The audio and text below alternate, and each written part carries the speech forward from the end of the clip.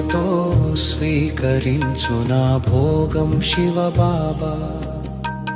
మధురవతనం నుండి తెచ్చిన నా హృదయ నివేదన, మనసుతో అర్పించు ఈ అమృత భోజనం. అందుకోవా తండ్రి నా ప్రేమ సందేశం.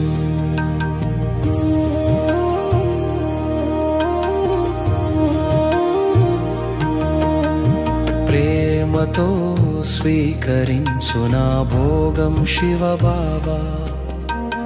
మధురవతనం నుండి తెచ్చిన నా హృదయ నివేదన, మనసుతో అర్పించు ఈ అమృత భోజనం.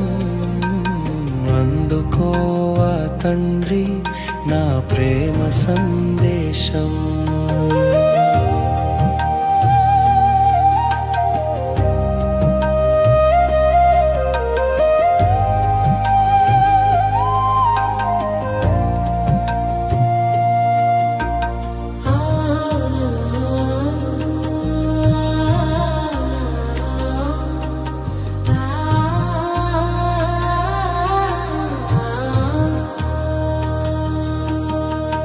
పాత ప్రపంచపు బంధాలన్నీ తెంచుకుని వచ్చను, జ్ఞానమనే రెక్కలతో నీ చెంతకు ఎగిరి చేరను.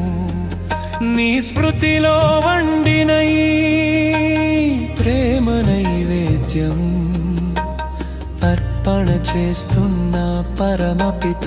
అందుకో నా సర్వస్వం.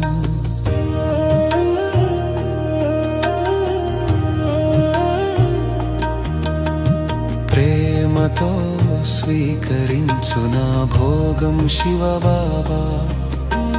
మధురవతనం నుండి తెచ్చిన నా హృదయ నివేదన, మనసుతో అర్పించు ఈ అమృత భోజనం. అందుకోవా తండ్రి నా ప్రేమ సందేశం.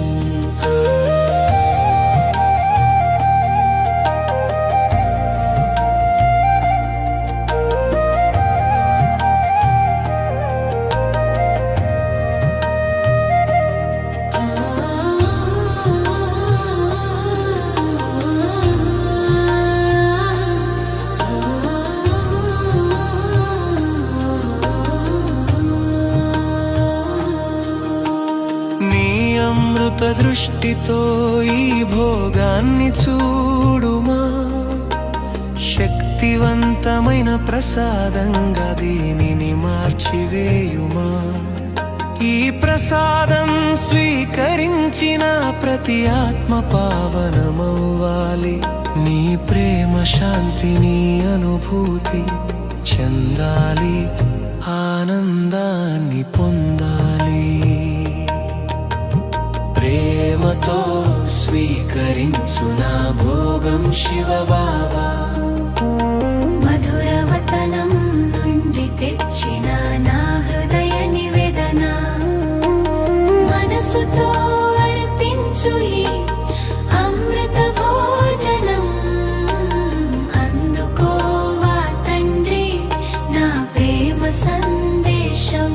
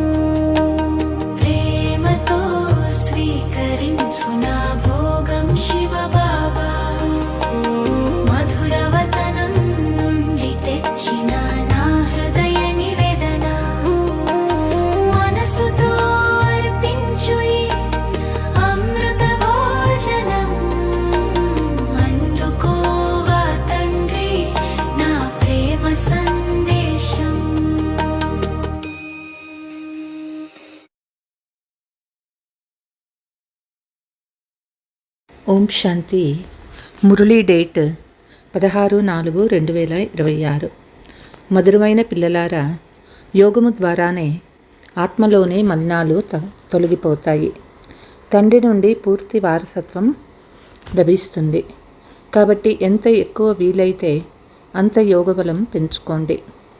ప్రశ్న: దేవీ దేవతల కర్మలు శ్రేష్టంగా ఉండేవి, ఇప్పుడు అందరి కర్మలు ఎందుకు భ్రష్టమైపోయాయి? జవాబు: ఎందుకంటే వారి వాస్తవిక ధర్మాన్ని మర్చిపోయారు. ధర్మాన్ని మర్చిపోయిన కారణంగానే ఏ కర్మలు చేస్తూ ఉన్నారో అవి భ్రష్టమవుతూ ఉన్నాయి. బాబా మనకి సత్య ధర్మం యొక్క పరిచయాన్ని ఇస్తూ ఉన్నారు. దానితో పాటు మొత్తం ప్రపంచ చరిత్ర భూగోళాలను వినిపిస్తూ ఉన్నారు. వీటిని అందరికీ వినిపించాలి. తండ్రి సత్య పరిచయాన్ని ఇవ్వాలి. పాట: ముఖాన్ని చూసుకో ప్రాణి. ఓం శాంతి. ఇది ఎవరికి చెప్పారు? తండ్రి పిల్లలకు చెప్పారు. ఏ పిల్లలనైతే పతితుల నుండి పావనంగా చూస్తూ ఉన్నారో ఆ పిల్లలకు చెప్పారు. దేవీ దేవతలుగా ఉన్న భారతీయులైన మేము ఇప్పుడు 84 జన్మల చక్రంలో తిరిగి సతో ప్రధాన స్థితిని దాటి సతో రజో తమోల నుండి ఇప్పుడు తమో ప్రధానంగా అయ్యామని పిల్లలు మీకు తెలుసు. పతితుల్ని పావనంగా తయారు చేసే తండ్రి చెప్తూ ఉన్నారు. మేము ఎంతవరకు పుణ్యాత్ములుగా అయ్యామని మీ మనస్సును ప్రశ్నించుకోండి. మీరు సతో ప్రధాన పవిత్ర ఆత్మలుగా ఉండేవారు. మొట్టమొదట మీరు ఇక్కడ దేవీ దేవతలని అనబడేవారు. దానిని ఆది సనాతన దేవీ దేవతా ధర్మము అని అంటారు. ఇప్పుడు ఏ భారత్వాసీలు తమను తాము దేవీ దేవతా ధర్మం వారిగా చెప్పుకోరు. హిందూ అనేది ఏ ధర్మము కాదు. కానీ పతితులైనందున స్వయాన్ని దేవతలుగా చెప్పుకోలేరు. సత్యయుగంలో దేవతలు పవిత్రంగా ఉండేవారు. పవిత్ర ప్రవృత్తి మార్గం ఉండేది. యథా రాజా రాణి తథా ప్రజ, అందరూ పవిత్రంగా ఉండేవారు. భారతీయులకు తండ్రి స్మృతి ఇప్పిస్తూ ఉన్నారు. పవిత్ర ప్రవృత్తి మార్గము వారైన మీరు ఆది సనాతన దేవీ దేవతా ధర్మం వారిగా ఉండేవారు. దానిని స్వర్గమని అంటారు. అక్కడ ఒకే ధర్మం ఉండేది. మొదటి నెంబర్ మహారాజా మహారాణి లక్ష్మీనారాయణులు. వారి వంశం కూడా ఉండేది. భారతదేశం చాలా సంపద కలిగి ఉండేది. అది సత్యయుగము. తర్వాత త్రేతాలోకి వచ్చారు. అప్పుడు కూడా పూజ్య దేవీ దేవతలు లేక క్షత్రియులని అనబడేవారు. అది లక్ష్మీనారాయణ రాజ్యము. ఇది సీతారాముల రాజ్యము. వారి వంశం కూడా నడిచింది. క్రైస్తవుల్లో ఎడ్వర్డ్ ద ఫస్ట్ సెకండ్ ఉన్నారు కదా, అలా నడుస్తూ ఉంది. భారతదేశంలో కూడా అలాగే ఉండేది. 5000 సంవత్సరాల విషయం అనగా 5000 సంవత్సరాల క్రితం భారతదేశంలో లక్ష్మీనారాయణల రాజ్యం ఉండేది. కానీ వారు ఈ రాజ్యాన్ని ఎప్పుడు ఎలా పొందారో ఎవరికీ తెలియదు. అదే సూర్యవంశ రాజ్యము మళ్ళీ చంద్రవంశంలోకి వచ్చింది. ఎందుకంటే పునర్జన్మలు తీసుకుంటూ మెట్లు దిగాలి. ఈ భారతదేశ చరిత్ర భూగోళాలు ఎవరికీ తెలియదు. తండ్రి రచయిత కనుక వారు తప్పకుండా సత్యయుగ నూతన ప్రపంచ రచయిత. తండ్రి చెప్తారు, పిల్లలారా, మీరు 5000 సంవత్సరాల క్రితం స్వర్గంలో ఉండేవారు. ఈ భారతదేశము స్వర్గంగా ఉండేది. తర్వాత నరకంలోకి వచ్చారు. ప్రపంచానికి ఈ విశ్వ చరిత్ర భూగోళాలు తెలియవు. వారికి అసంపూర్ణమైన చరిత్ర, కేవలం చివరి చరిత్ర మాత్రమే తెలుసు. సత్యత్రేతాయుగ చరిత్ర భూగోళాలు ఎవరికీ తెలియదు. ఋషులు మునులు కూడా మేము రచయిత రచన ఆది మధ్యాంతం తెలియదని చెప్తూ వచ్చారు. ఎవరికైనా ఎలా తెలుస్తుంది? తండ్రి కూర్చొని మీకు మాత్రమే తెలియచేస్తారు. శివబాబా భారతదేశంలోనే దివ్య జన్మ తీసుకుంటారు. అందుకే శివ జయంతి కూడా జరుగుతుంది. శివ జయంతి తర్వాత గీతా జయంతి రావాలి. తర్వాత దాని జతలో కృష్ణ జయంతి రావాలి. కానీ శివ జయంతి ఎప్పుడు జరిగిందో అను ఈ జయంతి రహస్యం భారతీయులకు తెలియదు. బుద్ధ జయంతి, కృష్ణ జయంతి ఎప్పుడు జరిగిందో ఇతర ధర్మాల వాళ్ళు తక్షణమే చెప్తారు. శివ జయంతి ఎప్పుడు జరిగింది అని భారతీయులను ప్రశ్నించండి, ఎవ్వరూ చెప్పలేరు.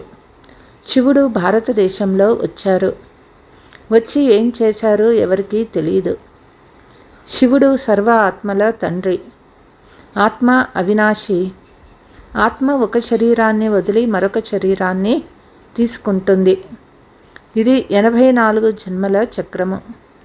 శాస్త్రాలలో 84 జన్మల వ్యర్థ ప్రలాపాలు చేశారు. తండ్రి వచ్చి సత్యమైన విషయాలను అర్థం చేయిస్తారు. తండ్రి తప్ప మిగిలిన వారంతా రచయిత రచన గురించి అసత్యమే చెప్తారు. ఎందుకంటే ఇది మాయారాధ్యము. మొదట మీరు పారస్ బుద్ధిగా ఉండేవారు. భారతదేశం పారస్పురిగా ఉండేది. బంగారు వజ్ర వైడూర్యాల భవనాలు ఉండేవి. తండ్రి రచయిత రచన ఆది మధ్యాంత రహస్యాలను అంటే ప్రపంచ చరిత్ర భూగోళాలను తెలియచేస్తారు. మేము మొట్టమొదట దేవీ దేవతలుగా ఉండేవారమని, ఇప్పుడు పతితులుగా బికారులుగా ధర్మహీనులుగా అయ్యామని భారతీయులకు తెలియదు. తమ ధర్మాన్ని మర్చిపోయారు. ఇది కూడా డ్రామా అనుసారంగా జరగాలి. కనుక ఈ ప్రపంచ చరిత్ర భూగోళాలు బుద్ధిలో ఉండాలి. సర్వోన్నతులైన సర్వాత్మల తండ్రి మూలవతనంలో ఉంటారు. తర్వాత సూక్ష్మవతనము. ఇది స్థూలవతనము. సూక్ష్మవతనంలో కేవలం బ్రహ్మ, విష్ణు, శంకర్లు ఉంటారు. వారికి వేరే చరిత్ర భూగోళాలు ఉండవు. ఇవి 3 అంతస్తులు. భగవంతుడు ఒక్కరే. వారి రచన కూడా ఒక్కటే. ఈ చక్రము తిరుగుతూ ఉంటుంది. సత్యయుగం నుండి త్రేత, ద్వాపర కలియుగాలకు రావాల్సిన ఉంటుంది. 84 జన్మల లెక్క కావాలి కదా. ఇది ఎవరికీ తెలియదు. ఏ శాస్త్రాలలోనూ లేదు. 84 జన్మల పాత్రను పిల్లలైన మీరే అభినయిస్తారు. తండ్రి ఈ చక్రంలో రారు. పిల్లలే పావన్ నుండి పతితులుగా అవుతారు. బాబా వచ్చి మమ్మల్ని మళ్ళీ పావనంగా చేయండి అని బాధతో పిలుస్తారు. అందరూ ఒక్కరినే పిలుస్తారు. రావణ రాజ్యంలో అందరూ దుఃఖీలుగా ఉన్నారు. మీరొచ్చి వారినందరినీ దుఃఖం నుండి ముక్తులుగా చేయండి. మళ్ళీ రామరాజ్యంలోకి తీసుకువెళ్ళండి అని పిలుస్తారు. అర్ధకల్పము రామరాజ్యము, అర్ధకల్పము రావణరాజ్యము. పవిత్రులుగా ఉండే భారతీయులే పతితులుగా అవుతారు. వామ మార్గంలోకి వెళ్ళడం ద్వారా పతితులుగా అవ్వడం ప్రారంభమవుతుంది. భక్తి మార్గం ప్రారంభమవుతుంది. ఇప్పుడు పిల్లలు మీకు జ్ఞానం వినిపించబడుతుంది. దీని ద్వారా అర్ధకల్పము 21 జన్మలకు మీరు సుఖవారసత్వాన్ని పొందుతారు. అర్ధకల్పము జ్ఞాన ప్రాలబ్ధము కొనసాగుతుంది. రావణ రాజ్యం వస్తుంది. కింద పడటం ప్రారంభిస్తారు. మీరు దైవీ రాజ్యంలో ఉండేవారు మళ్ళీ అసురీ రాజ్యంలోకి వస్తారు. దీనిని నరకమని కూడా అంటారు. మీరు స్వర్గంలో ఉండేవారు మళ్ళీ 84 జన్మలు పొంది నరకంలోకి వచ్చి పడ్డారు. అది సుఖధామము, ఇది దుఃఖధామము. ఇక్కడ 100% బికారులుగా అయిపోయారు. 84 జన్మల చక్రంలో తిరుగుతూ అదే భారతీయులు పూజ్యుల నుండి పూజారులుగా అయ్యారు. దీనిని ప్రపంచ చరిత్ర భూగోళాలని అంటారు. ఇదంతా భారతీయులైన మీ చక్రమే. ఇతర ధర్మాల వాళ్ళు 84 జన్మలు తీసుకోరు. వారు సత్యయుగంలో ఉండరు. సత్యత్రేతాయుగాలలో కేవలం భారతదేశమే ఉంటుంది. సూర్యవంశీ, చంద్రవంశీ, వైశ్యవంశీ, శూద్రవంశీ ఇప్పుడు మీరు దేవతా వంశీయులుగా అయ్యేందుకు మళ్ళీ బ్రాహ్మణ వంశీయులుగా అయ్యారు. ఇవి భారతదేశ వర్ణాలు. ఇప్పుడు మీరు బ్రాహ్మణులుగా అవ్వటం వల్ల ఆస్తిని తీసుకుంటున్నారు. తండ్రి మిమ్మల్ని 5000 సంవత్సరాల క్రితం వలె చదివిస్తూ ఉన్నారు. కల్పకల్పము మీరు పావనులై మళ్ళీ పతితులుగా అవుతారు. సుఖధామానికి వెళ్ళి మరలా దుఃఖధామంలోకి వస్తారు. మళ్ళీ శాంతిధామంలోకి వెళ్ళాలి. దానిని నిరాకారి ప్రపంచమని అంటారు. ఆత్మ అంటే ఏమిటో, పరమాత్మ ఎవరో మనుషులెవ్వరికీ తెలియదు. ఆత్మ కూడా ఒక నక్షత్ర సమాన బిందువే. భృకుటి మధ్యలో మెరుస్తూనే నక్షత్రమని అంటారు. ఒక చిన్న బిందువు, దానిని దివ్య దృష్టి ద్వారా చూడవచ్చు. వాస్తవానికి దానిని నక్షత్రమని కూడా అనరాదు. నక్షత్రము చాలా పెద్దది. కేవలం దూరంగా ఉన్న కారణంగా చిన్నదిగా కనిపిస్తుంది. అలా కేవలం ఒక ఉదాహరణగా ఇవ్వబడుతుంది. ఎలా పైన నక్షత్రం చిన్నదిగా కనిపిస్తుందో ఆత్మ అలా చిన్నదిగా ఉంటుంది. తండ్రి ఆత్మ కూడా ఒక బిందువులా ఉంటుంది. దానిని సుప్రీం ఆత్మ అని అంటారు. వారి మహిమ వేరే. మనుష్య సృష్టికి చైతన్య బీజరూపులైన కారణంగా వారిలో పూర్తి జ్ఞానమంతా ఉన్నది. మీ ఆత్మలో కూడా ఇప్పుడు జ్ఞానము లభిస్తుంది. ఆత్మనే జ్ఞానాన్ని గ్రహిస్తుంది. ఇంత చిన్న బిందువులో 84 జన్మల పాత్ర ఇమిడి ఉంది. అది కూడా అవినాశి. 84 జన్మల చక్రంలో తిరుగుతూ వచ్చారు. దీనికి అంతమే లేదు. దేవతలుగా ఉండేవారు దైత్యులుగా అయ్యారు. మరలా దేవతలుగా అవ్వాలి.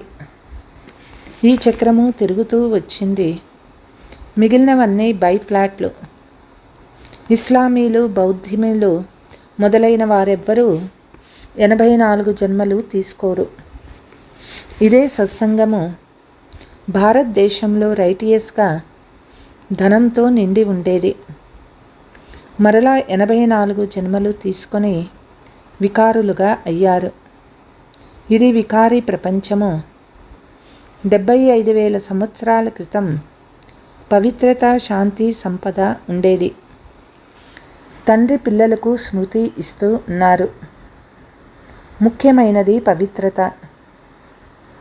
అందుకే వికారాలను నిర్వికారులుగా తయారు చేసే తండ్రి రండి అని పిలుస్తారు. వారే సద్గతి ఇచ్చేవారు. అందుకే వారే సద్గురువు. ఇప్పుడు మీరు తండ్రి ద్వారా వికారీల నుండి రాకుమారులుగా అవుతూ ఉన్నారు. నరుణ్ నుండి నారాయణుడుగా, నారీ నుండి లక్ష్మిగా అవుతారు. మీది రాజయోగము. ఇప్పుడు తండ్రి ద్వారా భారతదేశానికి రాజ్యం లభిస్తుంది. ఆత్మనే 84 జన్మలు తీసుకుంటుంది. ఆత్మనే శరీరం ద్వారా చదువుకుంటుంది. శరీరము చదవదు. ఆత్మ సంస్కారాన్ని తీసుకువెళ్తుంది. నేను ఆత్మ ఈ శరీరం ద్వారా చదువుకుంటాను. దీనిని దేహీ అభిమానమని అంటారు. ఆత్మ వేరైనట్లయితే శరీరము దేనికి పనికిరాదు. ఇప్పుడు నేను పుణ్యాత్మగా అవుతూ ఉన్నాను, ఆత్మ చెప్తుంది. మనుషులు దేహాభిమానంలోకి వచ్చి ఇది చేస్తాను, అది చేస్తాను అని చెప్తారు. మేము ఆత్మలము. శరీరం పెద్దగా ఉందని మీరు అర్థం చేసుకున్నారు. పరమాత్మ తండ్రి ద్వారా నేను ఆత్మ చదువుతూ ఉన్నాను. తండ్రి చెప్తారు, నన్నొక్కరినే స్మృతి చెయ్యండి. మీరు స్వర్ణిమ యుగంలో సతో ప్రధానంగా ఉండేవారు. మళ్ళీ మీలో మలినాలు ఏర్పడ్డాయి. మలినం చేరుతూ మీరు పావనంగా ఉన్న మీరు పతితులుగా అయ్యారు. ఇప్పుడు మళ్ళీ పావనంగా కావాలి. కాబట్టి పతిత పావన రండి, వచ్చి మమ్మల్ని పావనంగా చెయ్యండి అని పిలుస్తారు. పతితాత్మ తండ్రినైన నన్ను స్మృతి చేసినట్లయితే మీ మలినాలు తొలగిపోతాయి. మీరు పావనులుగా అవుతారు. తండ్రి సలహా ఇస్తూ ఉన్నారు. దానినే ప్రాచీన యోగమని అంటారు. ఈ స్మృతి యోగ అగ్ని ద్వారా మలినాలు భస్మమైపోతాయి. ముఖ్యమైన విషయము పతిత్ నుండి పావనంగా అవ్వడం. సాధు సత్పురుషులు అందరూ పతితులే.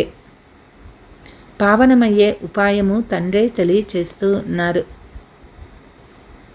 నన్నొక్కరిని మాత్రమే స్మృతి చెయ్యండి. ఈ అంతిమ జన్మలో పవిత్రంగా అవ్వండి.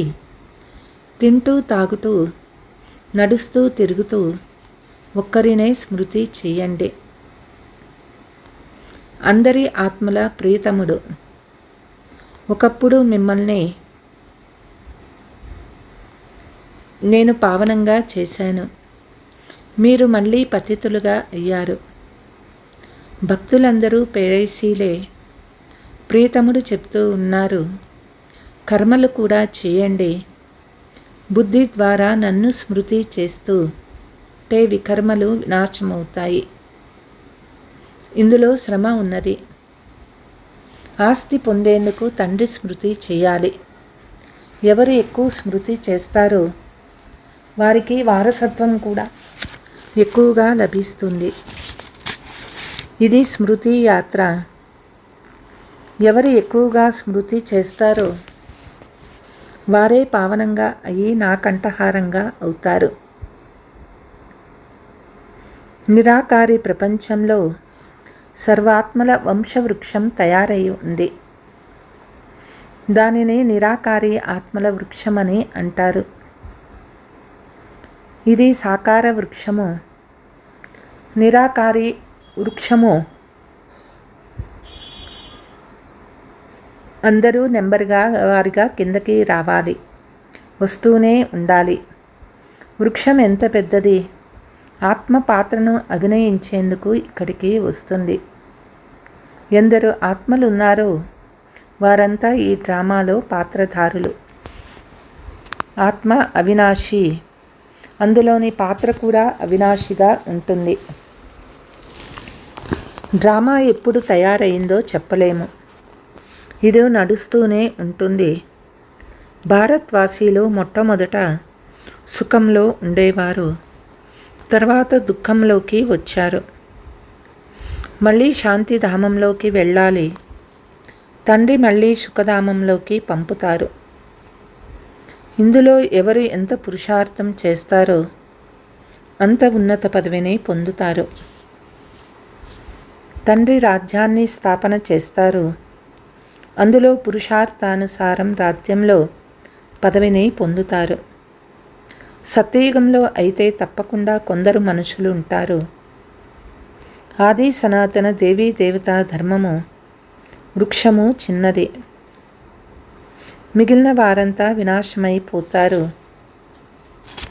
ఆది సనాతన దేవీ దేవతా ధర్మం స్థాపన అవుతూ ఉన్నది. అంటే స్వర్గద్వారము తెరుచుకుంటున్నది. 5000 సంవత్సరాల క్రితం కూడా ఈ యుద్ధం తర్వాత స్వర్గస్థాపన జరిగింది. అనేక ధర్మాలు వినాశమైపోతాయి.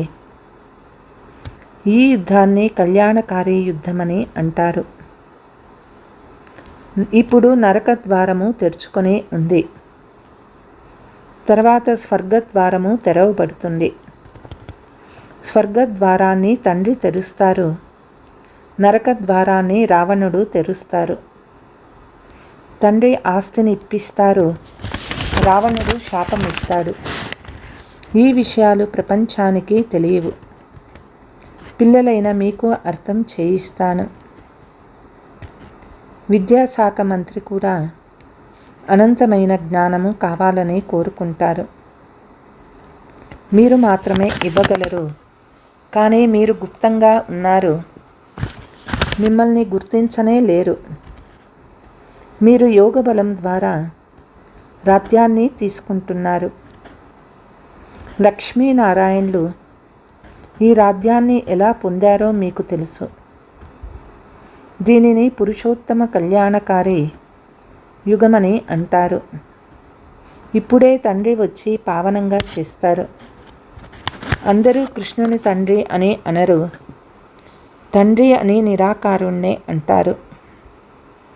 ఆ తండ్రినే స్మృతి చేయాలి, పావనంగా కూడా అవ్వాలి. వికారాలను తప్పకుండా వదలాల్సి ఉంటుంది. భారతదేశము నిర్వికారి సుఖధామంగా ఉండేది. ఇప్పుడు వికారి దుఃఖధామంగా అయింది. విలువ లేనిదిగా, పైసాకు పనికిరానిదిగా ఉంది.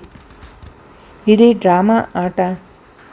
దీనిలో బుద్ధిలో ధారణ చేసి ఇతరులతో కూడా చేయించాలి. अच्छा, मीठे मीठे सिकीलते बच्चों प्रति माता पिता बाप दादा का याद प्यार और गुड मॉर्निंग. रूहानी बाप की रूहानी बच्चों को नमस्ते. हम रूहानी बच्चों की रूहानी माता पिता बाप दादा को याद प्यार गुड मॉर्निंग नमस्ते नमस्ते. ధారణ: స్మృతి ద్వారా పావనులుగా అయ్యి తండ్రి కంఠహారంగా అవ్వాలి. కర్మ చేస్తూ కూడా తండ్రి స్మృతిలో ఉండి వికర్మాజీతులుగా అవ్వాలి. పుణ్యాత్ములుగా అయ్యి పూర్తి పురుషార్థం చేయాలి. దేహాభిమానాన్ని వదిలి దేహీ అభిమానులుగా అవ్వాలి.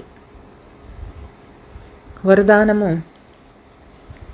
మీ బుద్ధి రూపీ నేత్రాన్ని స్పష్టంగా కేర్ఫుల్గా ఉంచుకుని మాస్టర్ నాలెడ్జ్ఫుల్ పవర్ఫుల్ భవ. ఎలా అయితే జ్యోతిష్యులు తమ జ్యోతిష్య జ్ఞానము ద్వారా, గ్రహాల జ్ఞానము ద్వారా రాబోయే ఆపదలను తెలుసుకుంటారో, అలా పిల్లలు మీరు అడ్వాన్స్గా మాయ ద్వారా రాబోయే పరీక్షలను తెలుసుకొని పాస్ విత్ హానర్గా అయ్యేందుకు బుద్ధి రూపీ నేత్రాన్ని క్లియర్గా చేసుకోండి. కేర్ఫుల్గా ఉండండి. రోజు రోజుకి స్మృతిని లేక సైలెన్స్ శక్తిని పెంచుకోవటం. ఈరోజు ఏదో జరుగుతుందని ముందే తెలిసిపోతుంది. మాస్టర్ నాలెడ్జ్ఫుల్ పవర్ఫుల్గా అయినట్లయితే ఎప్పుడూ ఓటమి జరగదు. స్లోగన్: పవిత్రతే నవీనత, నవీనత ఇదే జ్ఞానం యొక్క పునాది. అవ్యక్త సూచన: పిల్లలు మీ నడవడికలో మధురత మరియు మనస్సులో బేహద్దు వైరాగ్య వృత్తి ఉండాలి. ఈ రెండు స్మృతులు ఉంటే పాస్ విత్ హానర్ అవుతారు. మధురత మరియు నమ్రత ఈ రెండు విశేష ధారణల ద్వారా సదా విశ్వ కళ్యాణకారులు, మహాదానులు, వరదానులుగా అయిపోతారు. అంతేకాక సహజంగానే స్నేహానికి నిదర్శనాన్ని ఇవ్వగలుగుతారు. అచ్చా, ఓం శాంతి. स्वधर्म है शांत मेरा,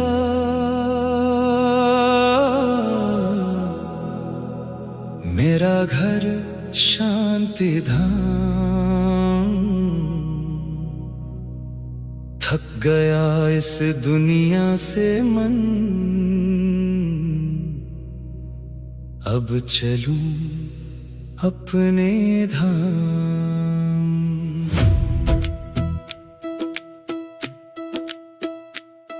ये पाप की दुनिया अंधियारी, दुख की हर एक कहानी है. कभी था भारत स्वर्ग सुहाना, अब नर्क की निशानी है। जहाँ लक्ष्मी नारायण राजे, सुख शांति की रवानी थी, अब देह अभिमान के कारण हर दिल में वीरानी है। ना जंगल में, ना भीड़ में, ना धन में, ना किसी तीर में सच्ची शांति मिलती है, बस अपने ही घर में। स्वधर्म है शांत मेरा, मैं आत्मा विनाशी हूँ। शांति धाम है घर मेरा, मैं बाप का ही वासी हूँ। याद की यात्रा से पावन बनूं, अब लौट चलूं उस धाम। स्वधर्म है शांत मेरा, पाप और पुण्य की ये नॉलेज बस एक बाप ही देता है। जब भूले हम उसको तो पाप का खाता भरता है। जब जाने ड्रामा का रहस्य, पुण्य आत्मा बन जाते हैं। मुक्ति जीवन मुक्ति का वर्षा बस वही दिलाता है। मन की शांति ढूंढे जग सारा, पर भूल गया पहचान। मन बुद्धि है आत्मा के औजार, आत्मा ही है मेहमान। पत्थर बुद्धि से पारस बनना बाप सिखाता प्यार से। मुझे याद करो हे बच्चे, बुलाता बार बार से। स्वधर्म है शांत मेरा, मैं आत्मा विनाशी हूँ। शांति धाम है घर मेरा, मैं बाप का ही वासी हूँ। 5 विकारों का दान करूं, तब छूटे ये ग्रहण तमाम। स्वधर्म है शांत मेरा, देही अभिमानी बनना है यही सच्चा पुरुषार्थ। धन माया का नशा मिटे, मिले आत्मिक सुख का साथ। ड्रामा को बुद्धि में रखकर दुख में भी अडिग रहूं। जीवन मुक्ति का वर्षा लेकर हर पल हल्का हल्का रहूं। विकारों का वंश मिटाना है, अंश भी ना बाकी हो। सर्व समर्पण ट्रस्टी बन, हर सांस यज्ञ की साथी हो। विशेषता से स्नेह ना बढ़े, ये भी एक लगाव है। सच्चा योग वही जिसमें हर मधुरता ही महानता है, नम्रता में ही शक्ति है। मीठे बोल और शीतल दृष्टि यही सच्ची भक्ति है। क्रोध अग्नि भी शांत बने जब मन में शीतलता आए। हर आत्मा को सुख देने वाला देवता बन जाए। स्वधर्म है शांत मेरा,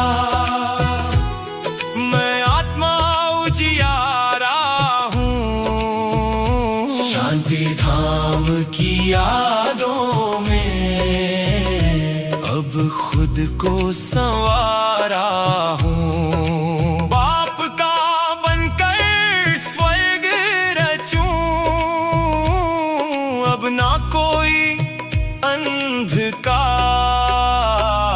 स्वधर्म है शांत मेरा,